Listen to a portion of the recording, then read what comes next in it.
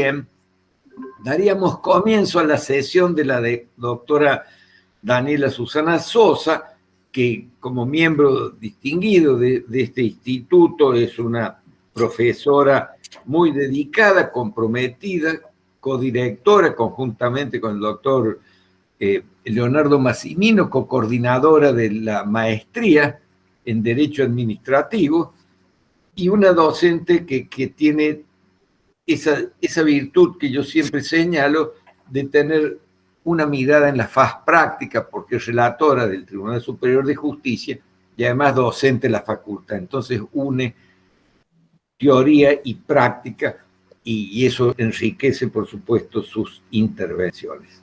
Así que si la doctora Marínez Ortiz nos da permiso, le daríamos la voz a la doctora Sosa para que dé comienzo a su exposición.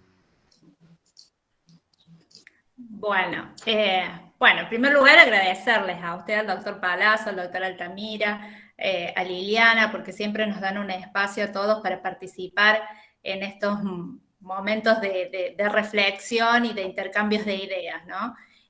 Por supuesto a todos los presentes, al doctor Flores especialmente, que es un honor y un compromiso hoy decirles estas palabras en su presencia. Así que bueno, la idea de hoy es poner algunas reflexiones, algo que he podido advertir y leer a partir de una inquietud personal, ¿no? Y ahí ya entramos al tema. Nosotros siempre estamos hablando de la tutela del medio ambiente, de qué es el derecho ambiental como un derecho de supervivencia, como un derecho universal, cuál es el interés que tiene la defensa como bien y como cuestión que involucra, que es interdisciplinario, ¿no? Lo social, lo universal, lo cultural, lo biológico, todo lo que hace la biodiversidad, todo lo que involucra la cuestión ambiental. Esto lo hemos tratado, lo hemos visto en muchas exposiciones, a lo largo del instituto, en las asociaciones, en la facultad. Hemos tenido oportunidad, de la mano de la doctora Párez, de Marínez Ortiz, el propio Leonardo, todos hemos tenido oportunidad de abordar esta temática desde distintas perspectivas, ¿no? Analizando los fallos, normativas. Entonces, frente a eso, y en mi caso particular, en una oportunidad tuve que analizar la cuestión social, ¿no? Una construcción social a partir de lo ambiental.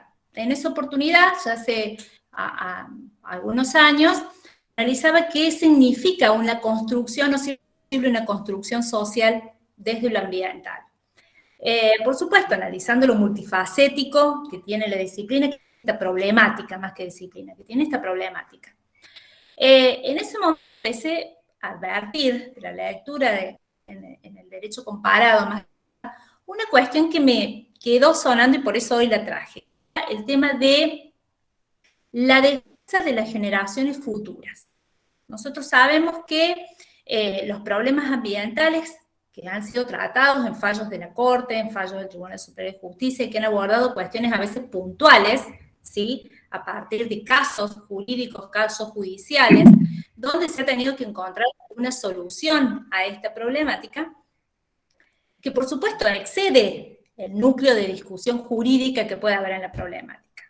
Entonces, estas problemáticas que son abordadas en temas puntuales, que ahí lo he traído en algunos fallos, que indudablemente no vamos a poder repasar, pero probablemente todos los tenemos presentes, siempre hace referencia a esto de la tutela de la responsabilidad o la tutela hacia las generaciones futuras en todas las decisiones que se tomen hoy en presente, ¿no? Esto de cómo se va a proyectar, cuál es la repercusión de las decisiones que se toman, cuál es, qué se hace, ¿sí? Y qué no se hace en defensa de esas generaciones.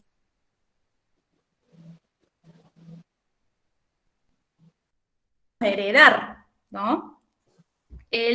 Nuestra realidad ambiental, nuestro ambiente sano o no sano o menos sano. Entonces, a partir de allí hay problemáticas ambientales que hoy por hoy ocupan los titulares de todos, las asociaciones supranacionales, los diarios, como es el cambio climático, como es el calentamiento global, como es naturales, los cambios que ha habido en distintos polos del planeta, distintas regiones del planeta, sequías extremas en unos continentes, inundaciones desmesuradas, y bueno, todo esto que significa que indudablemente engloba una problemática que va más allá de los casos judiciales que tiene oportunidad de resolver el juez o una justicia en cualquiera de los estados y en cualquiera de los ambientes o las problemáticas específicas que puedan haber, ¿no? Entonces, analizan, leyendo, ¿sí? Un poquito sobre, para entrarnos cuál era la problemática, veía que, y lo traigo a colación porque me acordaba de los planteos, ¿no?, que se hacen a nivel mundial hoy, pandemia, o mejor dicho, no post pandemia, sino en miras a salir de una situación pandémica. Que tampoco sabemos si vamos a salir, pero bueno, no vamos a entrar a analizar la pandemia ahora. Pero se plantean se habla de las 3D nefastas. ¿Cuáles son las 3D nefastas que hoy el mundo enfrenta y en los cuales se ocupan las organizaciones, los estados, entre todas las autoridades de distintos niveles? Uno es la desigualdad, otro es el daño ambiental y el otro es la deuda. 3 problemáticas que indudablemente van de la mano, porque nosotros sabemos que todas estas cuestiones están involucradas, tanto en las cuestiones ambientales, cuestiones sociales, cuestiones culturales, cuestiones políticas, indudablemente un entremejado de problemáticas que se relacionen indudablemente. Entonces, frente a esta problemática, ¿cuál es el planteo? A ver, es necesario condicionar todas las decisiones que se toman para afrontar esta triple problemática en miras a tutelar, ¿sí?, los intereses de las generaciones futuras. Entonces, ¿qué se busca garantizar desde esta triple perspectiva, esta triple problemática hacia las generaciones futuras? Por un lado, la sostenibilidad. Nosotros sabemos, a partir de la Declaración de Río, ¿sí?, la incorporación del concepto de lo que era el desarrollo sostenible, ¿no?, la sustentabilidad, sostenibilidad. Otra cuestión es el carácter intergeneracional de la problemática ambiental, ¿no?, en las decisiones que se en todos los ámbitos, tanto judiciales como políticas administrativas. Y la tercera cuestión importante a garantizar es la solidaridad y la precaución. Estos puntos o cuestiones fundamentales es lo que nos lleva a considerar, bueno, pero a ver, nosotros sabemos que el medio ambiente es un derecho universal, que es un derecho a la supervivencia, que se tiene que tutelar, pero entonces, en definitiva, me planteo, frente a la realidad que hoy tenemos, que el cambio climático es una problemática global, que indudablemente, por más que se tomen medidas a niveles locales, está en proceso, no se va a detener. Entonces, se puede aminorar, tendremos que tomar decisiones para temperar las aflicciones que el ambiente, las consecuencias dañosas que puede tener el ambiente.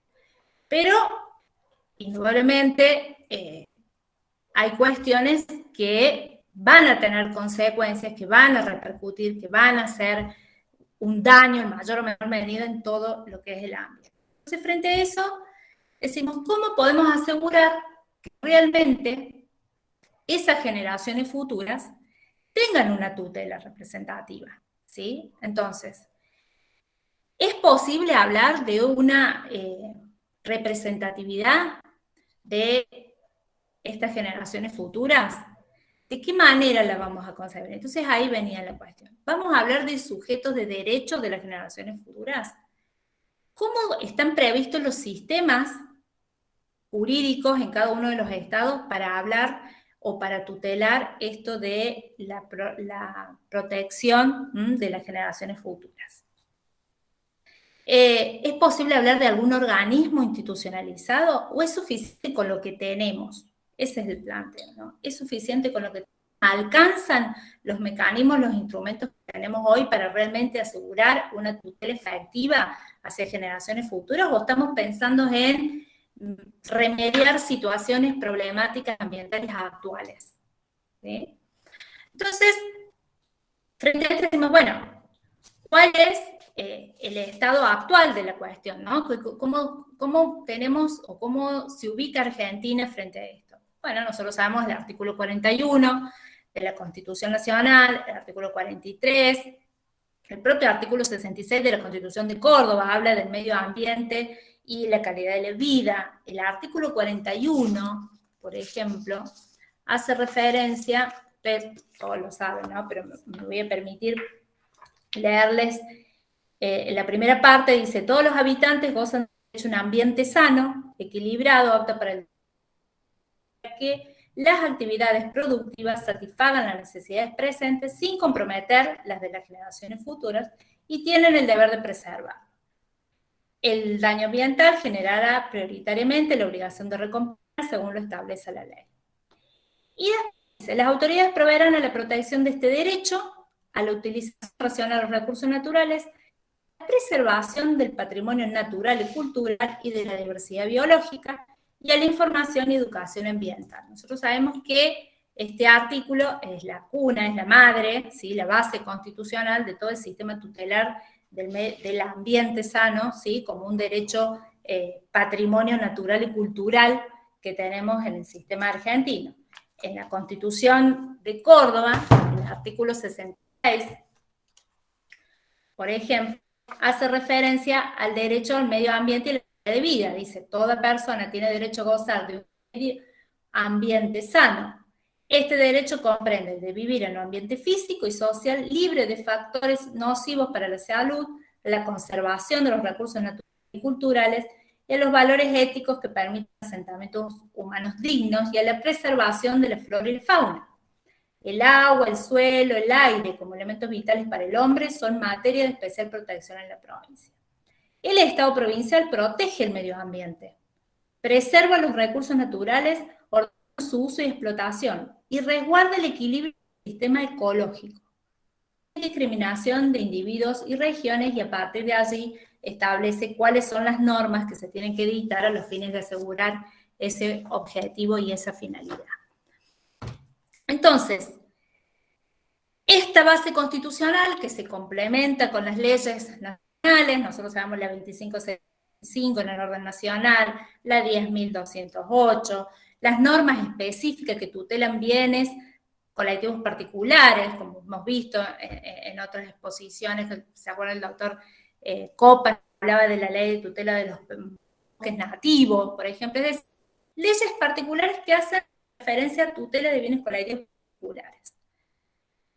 Eso en el ámbito normativo constitucional, que por supuesto tiene una base de tutela convencional, ¿sí?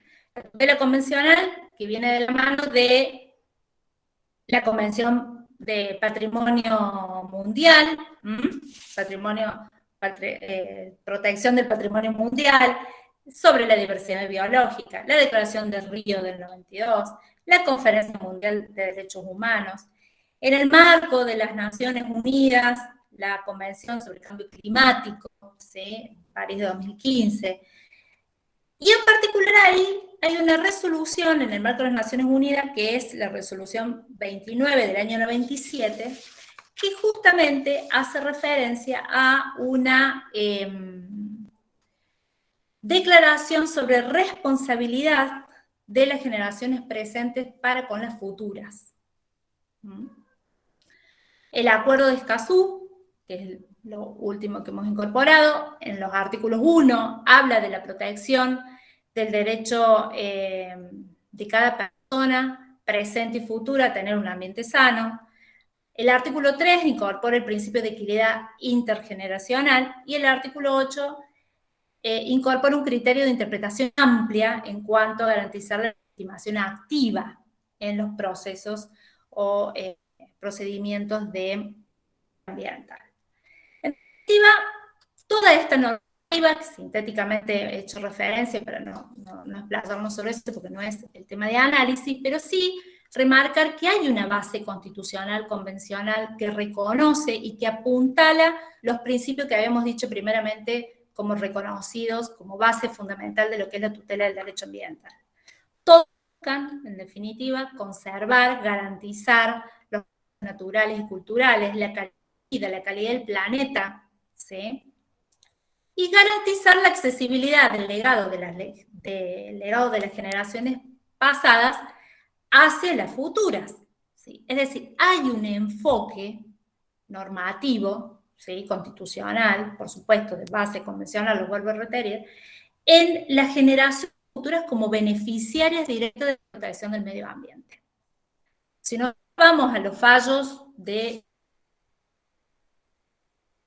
por ejemplo, no vamos a repetir ni vamos a relatar todos los fallos que todos conocemos, pero sabemos que desde la causa Mendoza, ¿sí?, se hizo referencia a la necesidad de tutelar el ambiente y de tomar medidas con esa proyección hacia las tutelas de las garantías de las generaciones futuras.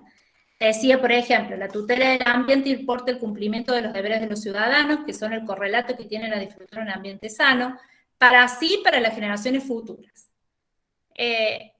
Hay muchos fallos, Dino Salas, bueno, yo acá me lo he relegado, pero no los vamos a leer todo, pero en Dino Salas, por ejemplo, con motivo de la cautelar, decía, la cautelar, bueno, esperen que lo tengo marcado, cabe desestimar el límite del planteo efectuado por el Estado provincial a los fines que se deje sin efecto la medida cautelar, requerida en el marco de una acción de amparo promovida contra Salta y el Estado Nacional, para lo cual se ordenó de manera provisional el cese de desmonte y tala de bosques nativos autorizados por la provincia, pues se configura una situación clara de peligro de daño grave porque podrían cambiar sustancialmente el régimen de todo el clima en la región, afectando no solo a los actuales habitantes, sino a las generaciones futuras, perjuicio que de producirse sería irreversible. Es decir, hay una serie de pronunciamientos más actuales. Yo tomaba, por ejemplo, una causa telefónica argentina que tiene que ver con el cambio de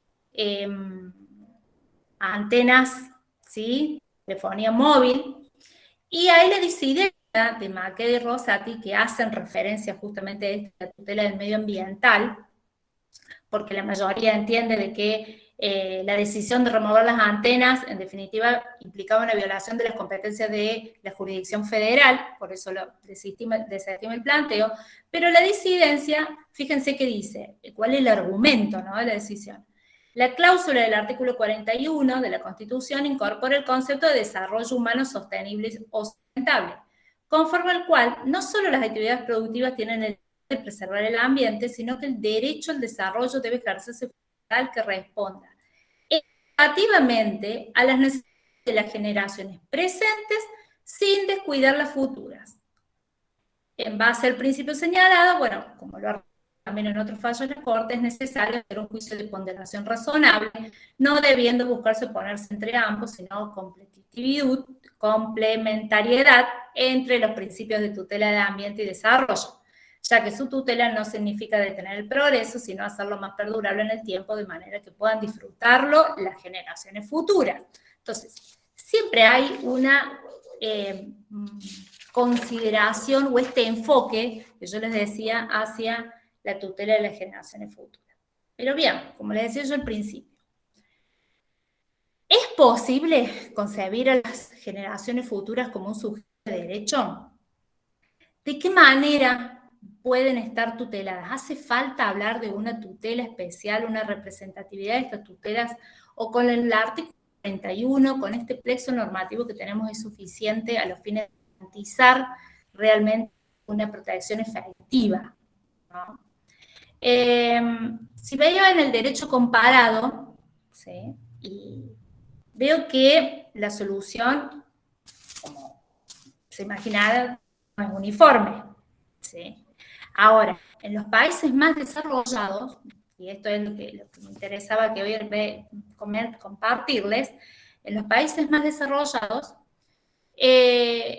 nos encontramos que han incorporado una figura del defensor de las generaciones futuras, ¿sí? Hay un organismo a nivel gubernativo que tiene una defensoría, ¿sí?, particular, destinada justamente a ejercer la defensa de las generaciones futuras. La finalidad, en cada una de estas, que son muchos países, les voy a nombrar algunos: Estados Unidos, Finlandia, Brasil, Chile, Hungría, Bélgica, Escocia, Malta, Suecia, Francia, Gales, Alemania, Israel, Canadá, Nueva Zelanda, y sigue porque ahora está tratamiento también en España, han decidido, y esto me llama la atención, poner generaciones futuras en voz, ¿sí?, a través de un instituto representativo. Entonces, ¿quién hace esta representatividad? ¿Qué significa esto, no? Y esto lleva a hablar de qué significa considerar, y esta es la cuestión, ¿no? Vamos a considerar a la generación futura como un titular de derecho ambiental, ¿sí? ¿Qué significa que lo reconozcamos como derecho ambiental? Bueno, entre todo lo que hemos analizado, ¿qué decimos? El derecho a disponer de un ambiente sano que le permita su existencia en el futuro, ¿no? A que no se agoten los recursos naturales. Hoy, ¿por qué? Porque se tiene que garantizar su existencia en el futuro. A tener una vida óptima, ¿sí? Una óptima calidad de vida en el futuro.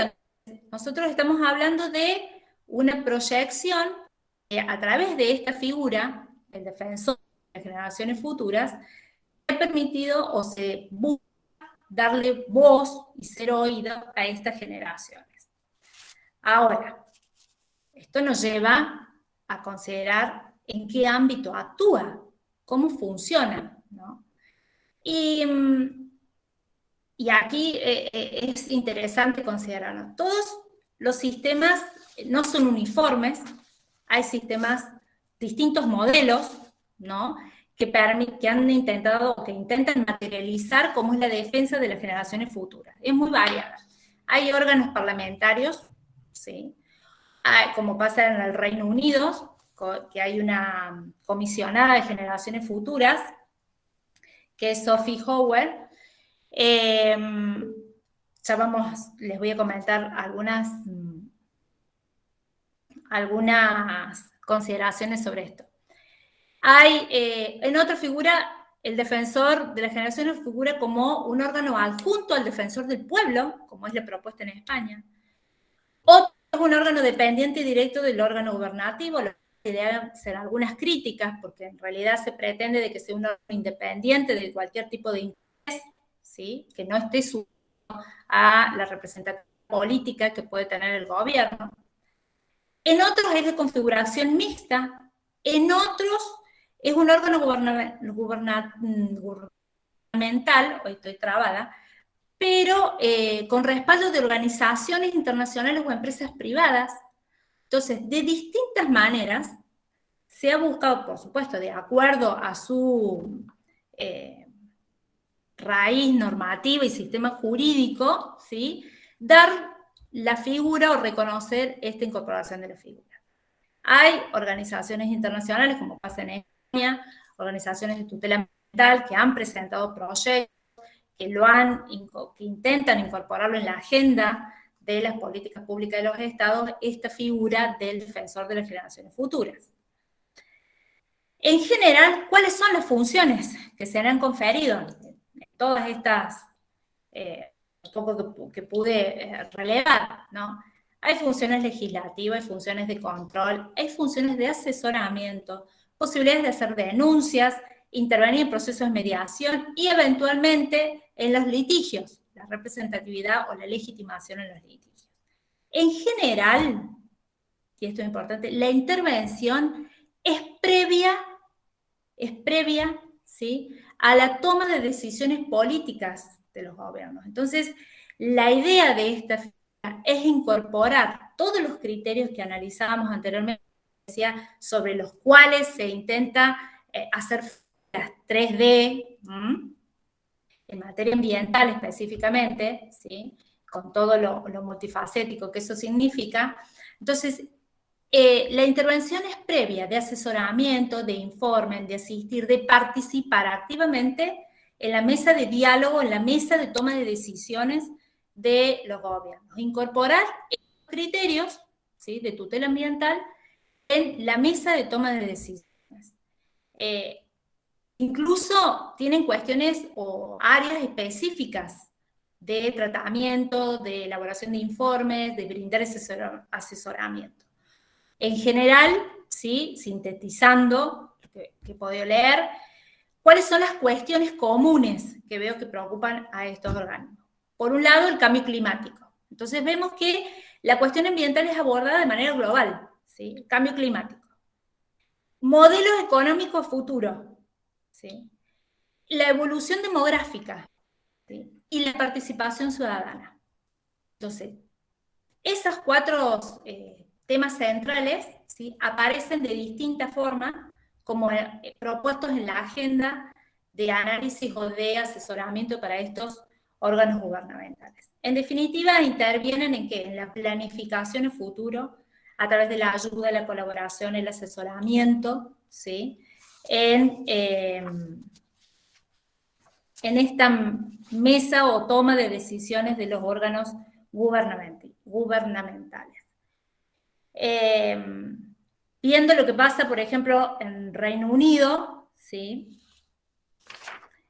la experiencia, ¿sí?, de el constituido en el Reino Gales, decía, por ejemplo, y esto lo publicaba la comisionada: hoy los organismos públicos están cambiando su forma de pensar sobre el impacto a largo plazo de sus decisiones, ayudar a prevenir problemas antes de que sucedan. Los servicios públicos están comenzando a trabajar más estrechamente con personas y comunidades para ayudar a crear el país que queremos, no solo ahora, sino a futuro.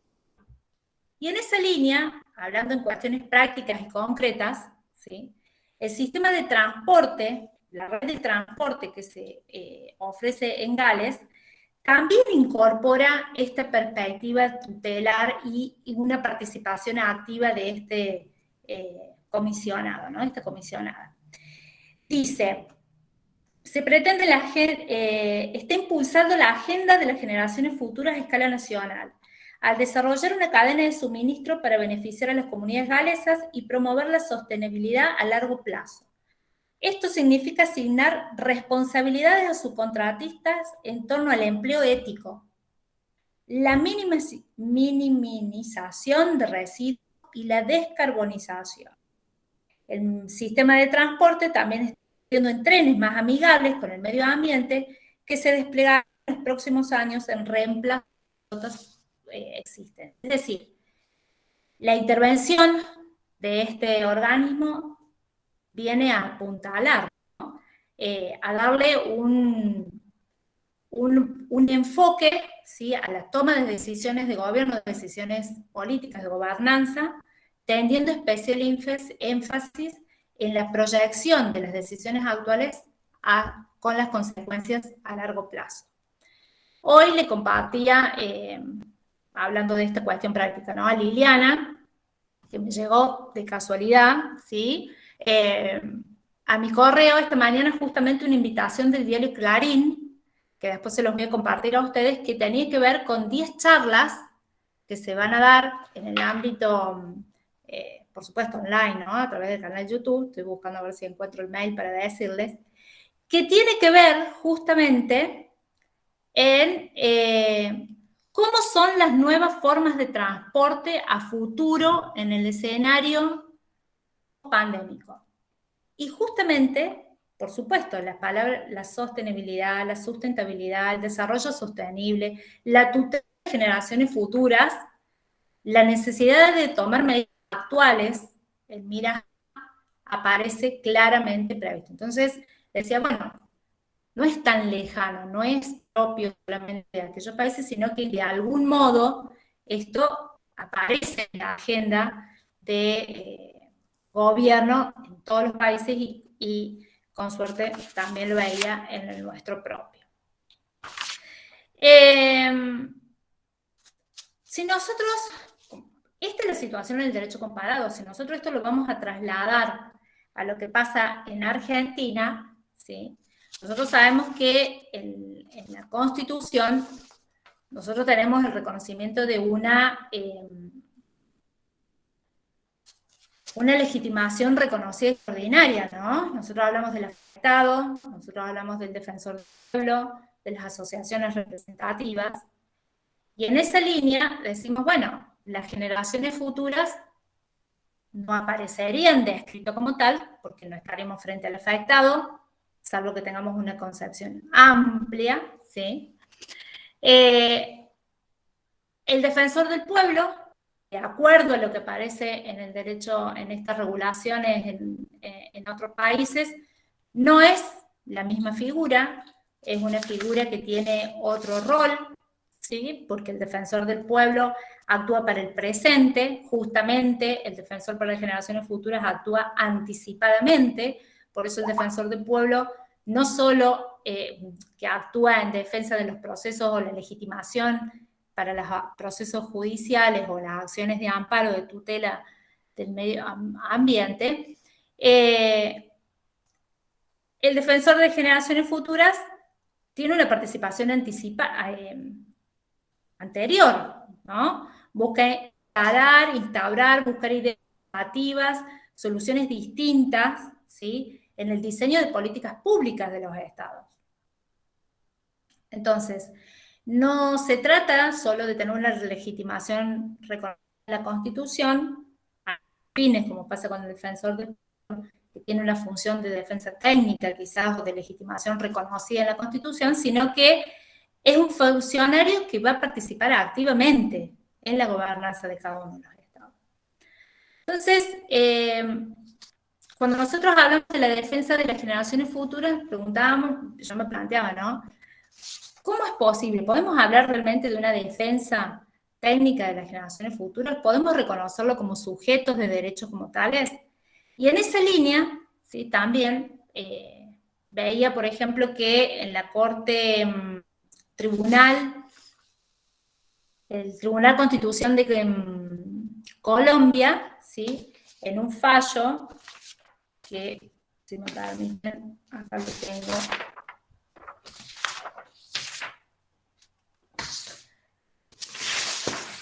Acá está.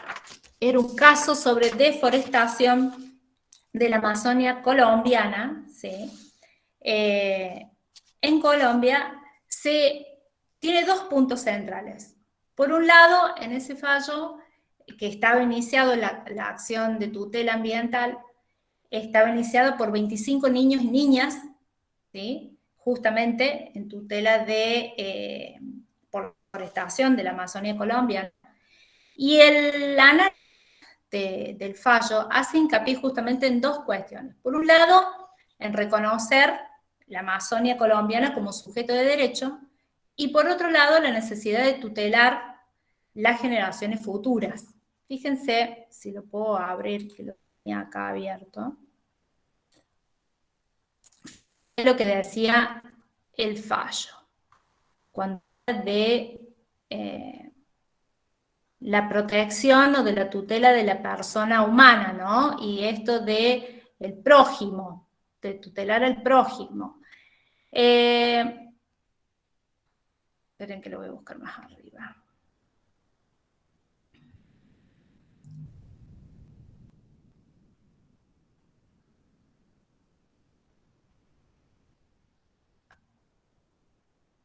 Dice: es necesario incluir a los sujetos aún no nacidos, quienes merecen disfrutar de las mismas condiciones medioambientales vividas por nosotros. Si aceptamos que la solidaridad nos impulsa a ampliar el círculo de nosotros, entablando un diálogo con todos los afectados por decisiones y adoptando un punto de vista imparcial que nos permita ser verdaderamente sensibles a sus propuestas, lo que tenemos es que la solidaridad nos exige como mínimo hacernos cargo, asumir nuestras responsabilidades y el cumplimiento de ciertos deberes. Es decir, ¿quiénes son los afectados por nuestras decisiones? Es interesante señalar que cuando hablamos de la inclusión de los otros, esto porque hace referencia al principio de solidaridad que yo les hacía referencia hace un rato, No puede eludirse la dimensión temporal del discurso, una dimensión que lo proyecta en el tiempo. Y es que la solidaridad no solo tiene sentido en nuestras coordenadas espacio-temporales, sino que se hace extensible también a las generaciones futuras. Es a esto lo que nos referimos cuando empleamos el término solidaridad diacrónica, oposición a la solidaridad sincrónica, o cuando afirmamos que hay que considerar a todos los afectados por las decisiones que adoptamos aquí y ahora.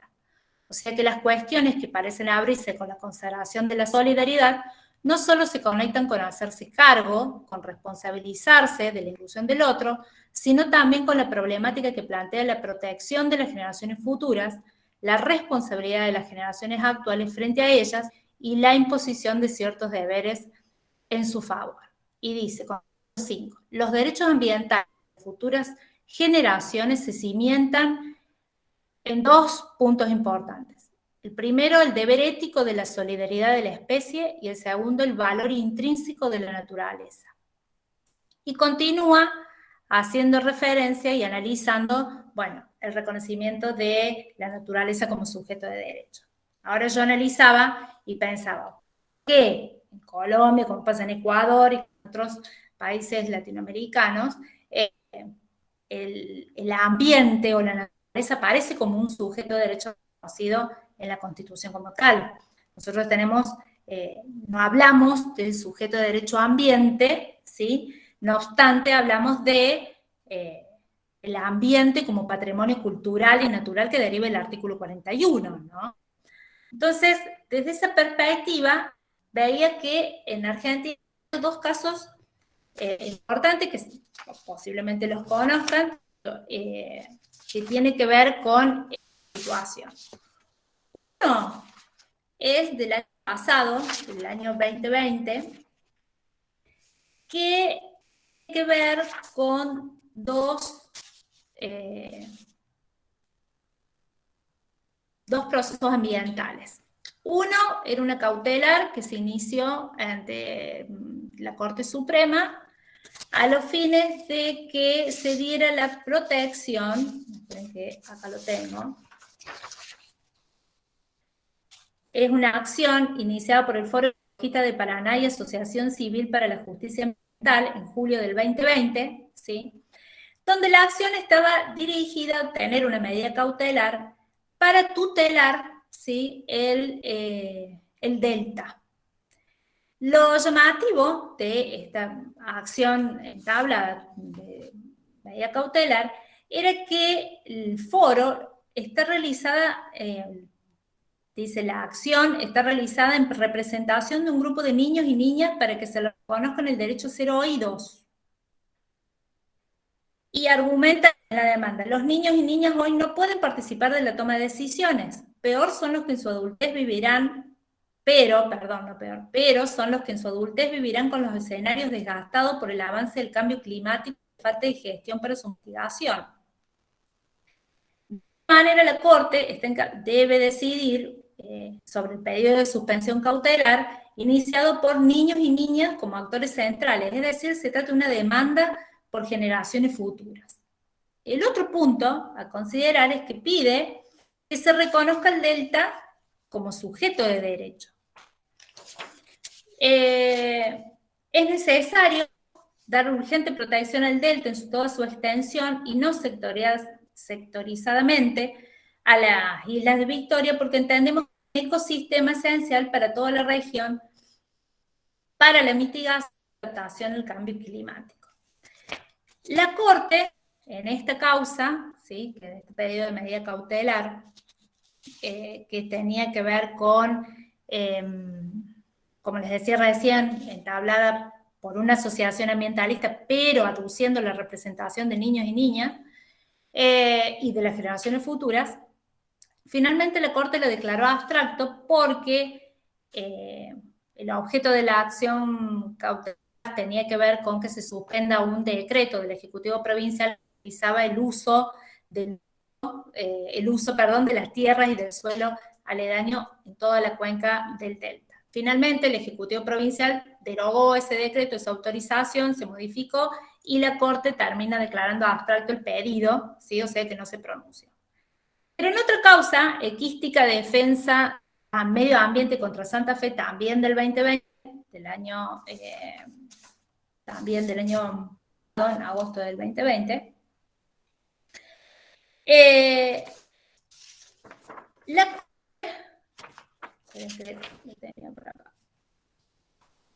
La Corte vuelve a hacer referencia a esta necesidad de tutelar sin reconocer el delta como sujeto de derecho, pero sí hace referencia a este deber de resguardar como centro de vida ecológica, ¿sí?, dentro de todo lo que es los humedales. Este año, en el 2021, ¿sí?, se admitió el amparo en ese caso y está en trámite.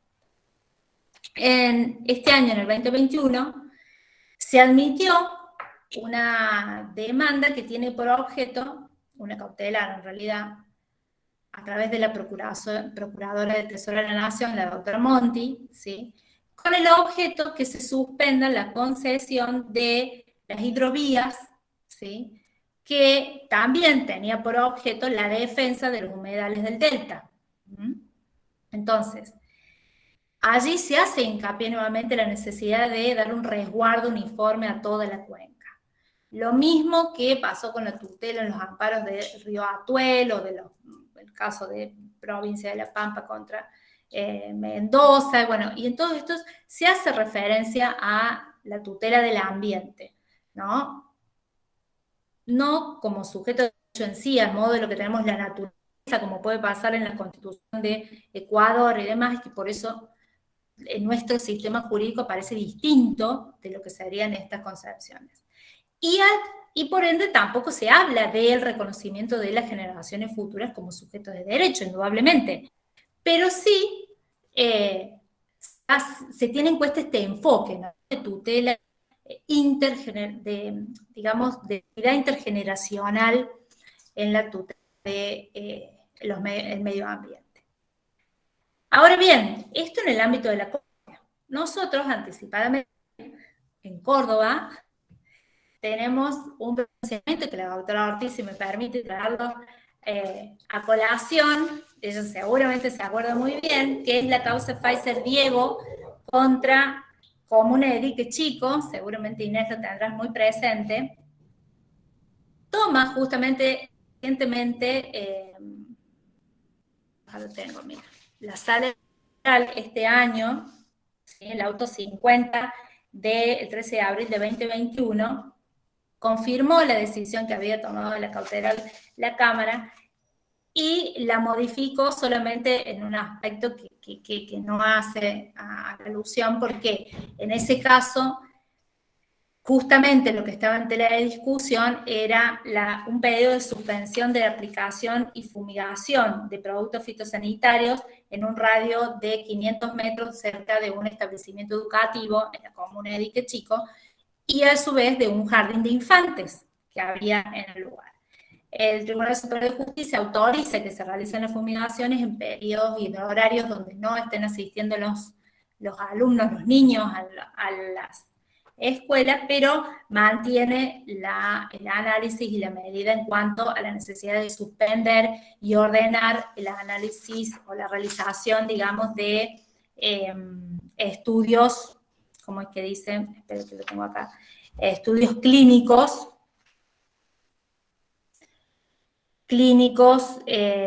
toxicológicos para ver realmente cuál había el grado de afectación que podía haber en los niños que concurrieran al establecimiento. En ese caso, ¿sí?, justamente se hace referencia a la Convención de los Derechos del Niño, ¿sí?, la necesidad de tutelar el interés superior del niño, y se tiene en cuenta lo siguiente.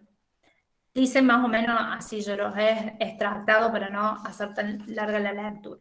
Forman parte de las obligaciones internacionales asumidas por el Estado argentino la de asegurar en la máxima medida posible la supervivencia y el desarrollo del niño, Convención de los Derechos del Niño, lo que incluye obviamente condiciones ambientales adecuadas, como así también las de proveerlas en el más alto grado factible, servicios de salud, agua potable salubre, teniendo en cuenta peligros y riesgos de contaminación del medio ambiente.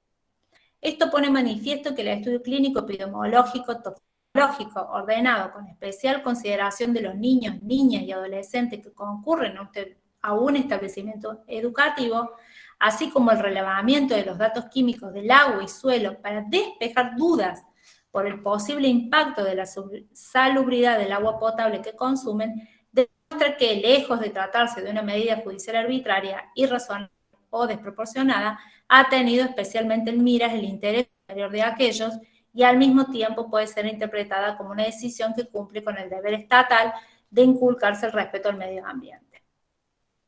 El principio de equidad generacional ordenado por las leyes nacional 25675 y la provincial 10208 es un punto neurálgico que hace a una urticante dimensión que singulariza la materia ambiental y que determina que en ella repercuten cuestiones con profundas resonancias filosóficas, morales y existenciales, además de las estrictamente constitucionales, en tanto están en juego las condiciones que posibilitan la vida misma. Es decir, que se tiene en cuenta, como decía recién, la necesidad de tutelar los derechos de los niños. Está bien, en este caso los niños estaban asistiendo al establecimiento educativo, se puede decir que había una afectación directa, pero me parece importante que trajéramos a referencia esto de la equidad intergeneracional, la proyección y la tutela desde la perspectiva de la Convención de los Derechos del Niño. ¿Por qué? Porque la Convención de los Derechos del Niño, cuando habla de la tutela de los niños, habla de garantizar la protección del interés superior de los niños, niñas y generaciones futuras. Entonces, y ahí entramos a otro debate, que es la representatividad de los niños por nacer. Nosotros sabemos que esto genera un debate en otros ámbitos, ¿sí? Con otras cuestiones, como la interrupción del embarazo, y el planteo es si vamos a hablar de una representatividad distinta en materia ambiental o podemos hacer referencia a una tutela a estos niños por nacer en cuestiones ambientales, pensando que son las generaciones futuras. ¿Sí? Hoy hablaba, bueno, estos días estaba hablando con la doctora Marta Juliá, que todos la conocen, porque le planteaba esta inquietud que yo tenía a partir de lo que había visto y qué pasaba puntualmente con los humedales del delta, ¿no? Como sujetos de derecho, ¿no? Y hacíamos este análisis de que si es sujeto de que si hace falta el reconocimiento en nuestro sistema constitucional o no, es necesario. Y me decía, bueno, lo que pasa es que la tutela, a partir del artículo 41, y reconocer el ambiente como patrimonio cultural, ¿sí? Natural, ¿sí? Da una tutela y una base que alcanza a una proyección, digamos, de representatividad en lo que tenemos previsto en la legislación nacional, ¿no? A diferencia de lo que pasa en otros sistemas. Indudablemente escapa al análisis esto de la representatividad de las generaciones futuras, ¿no? Y mucho más de los niños por nacer, porque nos lleva a otro campo de debate que no está considerado hoy en cuestiones ambientales, o por lo menos quizá con lo que pude ver y relevar, ¿no? Hay algunos planteos que pude ver en una autora, no recuerdo el nombre, una autora española que escribía justamente de la representatividad de las generaciones futuras, haciendo hincapié en este análisis de los niños por nacer. Entonces, para concluir, podemos charlar un poquito, me lleva a considerar. Hablamos de generaciones futuras, de tutelar y de dar realmente una defensa efectiva a las generaciones futuras. ¿Es vasto nuestro sistema jurídico actual? ¿Basta con el defensor del pueblo? ¿Tendríamos que hablar de otra representatividad distinta, como pasa en estos países de avanzada, que han incorporado en el ámbito gubernativo, en el ámbito de gobierno, una figura que le dé voz a estas generaciones futuras? ¿O estaremos cayendo en una figura quizás burocrática que no conduzca a resultados concretos, ¿no? Creo que de alguna manera lo importante es encontrar un mecanismo, una vía de acción concreta que en el ámbito de decisiones políticas de gobierno, ¿no? A eso me refiero, sí estén considerado esto de las generaciones futuras. En cuestiones concretas, la pauta me lo dio esto hoy, como les decía, esta invitación a participar de las charlas en materia de transporte, y lo que escuchaba, todas hacen referencia a esta situación de la tutela de generaciones futuras. No ya como una cuestión retórica o reconocida, porque indudablemente creo que la base legal, constitucional y convencional de tutela está dada, lo mismo que el ambiente. La pregunta es más allá si es necesario incorporar, o si la tendencia, incluso en la post-pandemia, donde vimos que la representación supranacional o las decisiones políticas supranacionales, como puede significar resolver un problema del cambio climático, calentamiento global, vimos que no se logró consensuar. Quizás nos tomó repentinamente, ¿no? Quizás en materia ambiental sí sea posible hacerlo, pero creo que en esa instancia sí sería importante buscar una manera en la cual realmente puedan ser escuchados los niños como sujetos vulnerables, ¿no?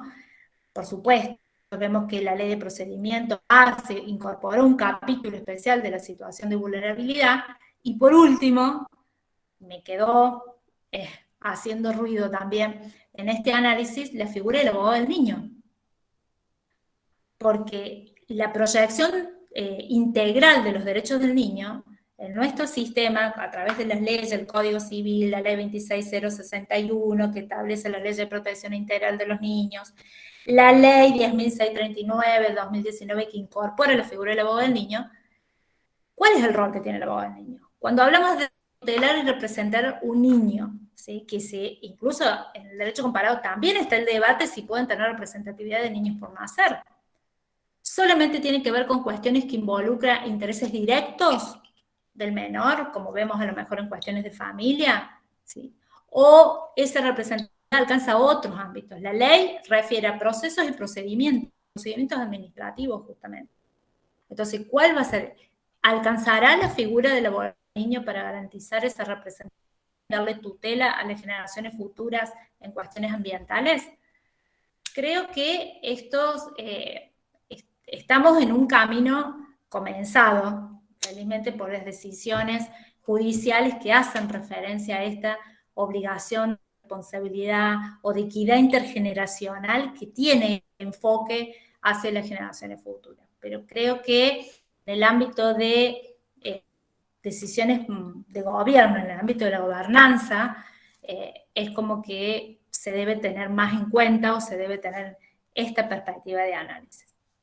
Por lo menos esto es lo que pude ver y lo que pude explorar dentro de todo lo que realizaba, que por supuesto para mí es mucho más amplio de lo que yo intuitivamente al principio comenzaba a analizar, pero simplemente les quería traer este análisis, pero bueno, que entre todos reflexionar y compartir un parecer sobre la temática. Muchas gracias a todos.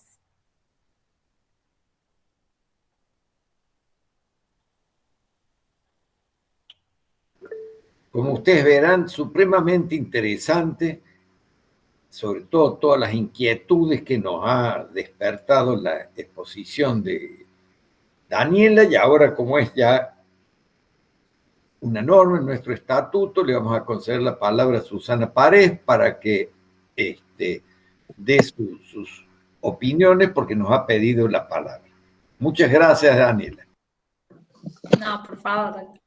Buenas tardes, y quédese tranquilo, doctor Palazzo, que no voy a decir que tengo 47 años de antigüedad en la cátedra, porque de ese tema ya no hablo más.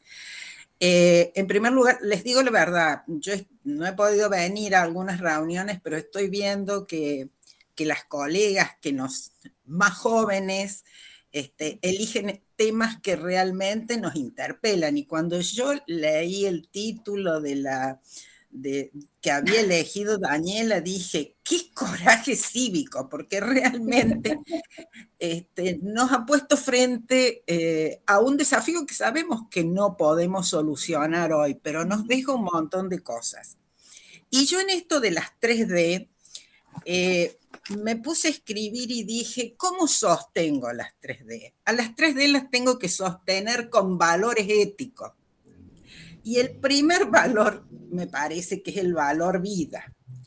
Y después dije, bueno, por esto de unir con las D, dije, no puedo poner una B con la D. Y dije, bueno, si a estas D le agregamos que cada participante utilice su código deontológico de actividad, a lo mejor nosotros podamos brindarle a las generaciones futuras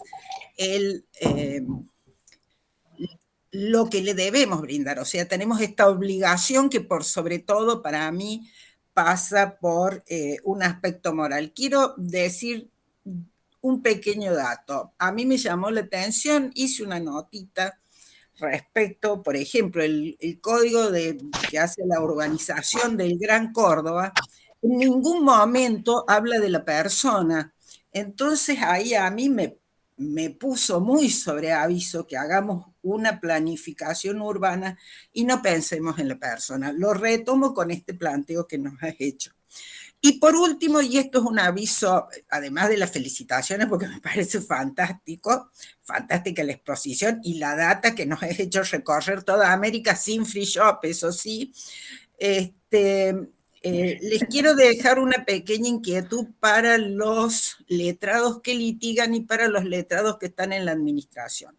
El proyecto de ley de presupuesto modifica sustantivamente en un artículo el régimen de contrataciones del Estado, en un artículo chiquito que pasa casi desapercibido. Cualquier cosa, después me dicen y se lo mando, pues tiene 4.800 páginas el presupuesto para el año 2022.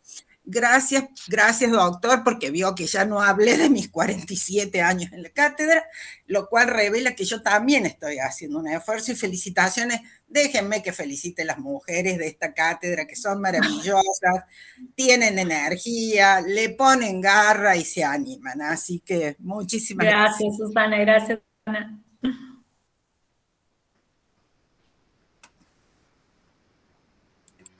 Liliana, ¿querés decir algo? Julio, perdón. El doctor Altamira Gijena. Sí, en primer lugar quería felicitar a Daniela por el tema que ha elegido, un tema sumamente interesante y que a veces uno lo tiene medio olvidado. Y sobre todo si uno lo lee a Villegas Bilbao, que es del año del siglo pasado, ahí uno advierte que este tema es parte de la policía. Él habla de la policía del agua, control del agua, del ambiente, de la flora, de la fauna, el control de las industrias para evitar esa contaminación. Es decir, que él se adelantó, fíjense en ustedes, estoy hablando del año 50, del siglo pasado, y ya él en ese momento ya estaba preocupado por toda esta contaminación del ambiente. Así que me alegro muchísimo y felicitaciones a Daniela porque se ha preocupado por ese tema que a veces nosotros no le damos la importancia que tiene y sobre todo importancia para nosotros, para nuestros hijos y para los niños por nacer, como bien ha dicho Daniela. Así que nuevamente felicitaciones, Daniela. Gracias, doctor, gracias. Usted sabe que hay algo que en lo que dice usted el doctor Basavilbaso, no les comenté, en el fallo de Colombia hay una cuestión importante, la diferencia de nuestro sistema jurídico, porque ellos tienen la acción popular. Entonces, nosotros no tenemos la acción popular. Entonces, este tema de la legitimación de las generaciones futuras también se da por otra vía de acción judicial, ¿no? Entonces, por eso es particular, yo después se los voy a mandar ese fallo porque el análisis argumentativo es muy importante más allá de que la vía procesal y el sistema es distinto. Así que también hacía referencia a eso. Doctor Flores Daquevicius, lo escuchamos atentamente. Bueno, muchas gracias por la palabra, presidente. Simplemente acotar que en Uruguay existe el artículo 47 de la Constitución, que establece que la protección del medio ambiente es de interés general. Las personas deberán abstenerse de cualquier acto que cause depredación, etc. Es una norma programática en la Constitución y que este año acaba de instrumentarse el Ministerio de Medio Ambiente. Eso es lo que tiene que ver con la relación actual en este país, en mi país. En segundo lugar, quiero decir que ustedes saben que estamos en una etapa de evolución continua, que la pandemia de coronavirus puso diferentes temas en la mesa, temas antiguos como el teletrabajo. El teletrabajo viene de 1973 en la Universidad de California, es un tema antiguo. También la telemedicina, pero lo que más me importa es el tema del Big Data, la gran producción de datos, y en definitiva, yéndome a la contaminación que se está produciendo por intermedio de lo que se denomina el minado de los criptoactivos. Tema totalmente actual, el Bitcoin, el Ethereum, la blockchain, etcétera, produce el minado, es decir, la registración, la validación de las transacciones, de las compras de criptoactivos, produce mucho carbono. Es lo que se llama la huella de carbono. Entonces estamos en un momento de una gran contaminación y que se está luchando contra eso en un ecosistema donde por un lado tenemos los bancos, la producción anarco-criptográfica de los criptoactivos, etc. Entonces este tema del medio ambiente es un tema fundamental. Creo que corresponde felicitar muy especialmente a la expositora porque realmente es algo muy aprendido en estos temas. Cada cual vive su ecosistema precisamente y en mi país no es algo habitual hablar de la defensa de las generaciones futuras. Nosotros no tenemos defensor del pueblo, no existe un defensor del pueblo en Uruguay, ni constitucional ni legalmente establecido. El abogado del niño, etc. Entonces, llevo muchas reflexiones para realizar, extraje algunos apuntes y reitero, muchas gracias a la expositora que nos ha dado luz en esta materia. Gracias, Daniela. Susana, que te llamas como mi madre, Susana. Muchas gracias, doctor Flores. Muchas gracias por su intervención, doctor. Muchas gracias. Le vamos a dar la palabra a la doctora Carolina Altamira, que nos ha solicitado. Gracias a ustedes. Bueno, en primer lugar, Daniela, felicitaciones por el tema que es tan importante y que también, como todos decían, la pandemia nos trajo como muchas reflexiones por este parate obligatorio que el mundo entero ha tenido, que y nos hemos dado cuenta que es tan importante el ambiente. Pero siempre, como le hemos dicho muchas veces, creo yo en que hay que tener en cuenta este tan difícil equilibrio entre la producción y la protección. ¿Por qué? Porque ya acá estando el doctor Flores de Uruguay, me acuerdo el tema tan candente nuestro de las pasteras, cuando fue el tema de la instalación de las pasteras. Bueno, que en primer lugar estaba elegido Argentina como lugar de instalación de las fábricas sobre el río Uruguay, y el gobierno se opuso, el gobierno provincial se opuso a eso y se ubicaron en su país al frente. Pero yo conozco mucho Uruguay, voy mucho en auto por esa ruta y veo que ellos protegen mucho la producción con este equilibrio ambiental. ¿Por qué? Porque si nosotros vemos de un lado y del otro del río, del lado de la producción donde están las pasteras, se ve que han obligado que inviertan en la pastera, pero que cuiden el medio ambiente, por lo cual casi todo el país está lleno de eucaliptus. Si es así, doctor, yo es lo que veo, entiendo y observo. y me parece que la cuestión ambiental tiene mucha base en los árboles, que es donde se va a sostener el medio ambiente. Entonces, Uruguay es un país que protege el ambiente, pero promueve la industria. Ese es el equilibrio que a mí me parece importante de Argentina. Y me pareció muy bien el fallo del Tribunal Superior que citaste, Dani, que decía que autorizaban las fumigaciones en los horarios y los días que no vayan los chicos al colegio. ¿Por qué? Porque tampoco se puede evitar la fumigación. En todos los países del mundo están las pequeñas quintas, espacios de tierra que cada habitante, cada familia puede tener para producción propia y local, de lo cual siempre va a estar cerca de una población. Pero ¿qué tiene que estar? Controlada el tipo de fumigación. Si la fumigación que se realiza ya está aprobada, se supone que se puede hacer. O en los horarios, como bien decía este fallo, que me pareció muy atinado del Tribunal Superior. Entonces, bueno, mi pensamiento es este, que el medio ambiente hay que cuidarlo. Estoy totalmente a favor de la protección del medio ambiente, pero siempre en progreso y en pos de la producción. Porque solamente protección sin producción tampoco estaríamos apoyando a las generaciones futuras. Sí. Bueno, ese es el desafío de un verdadero desarrollo sostenible, ¿no? Muchas gracias, Carolina. Daniel.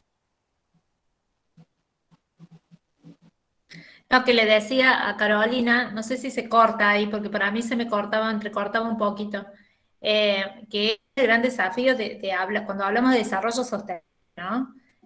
Siempre, por eso me interesaba y que yo lo veía en los fallos, en las notas, en las convenciones, en todas, a partir del Río, en todas se hace referencia a garantizar qué es el desarrollo sostenible, garantizar el equilibrio, el desarrollo, el progreso, sin comprometer las generaciones futuras. Y bueno, el problema es de qué manera lo vamos a hacer efectivo, ¿no? De qué manera vamos a hacer realmente real a esta verdadera tutela hacia las generaciones futuras, ¿no? Yo creo que pasa por un compromiso, y sí me interesaba que en el fallo de Colame, que me pareció muy atinado, como les decía hace un rato, habla mucho de la ética, de la solidaridad y de la ética, de la responsabilidad de las autoridades y demás, de realmente un compromiso ético en las decisiones.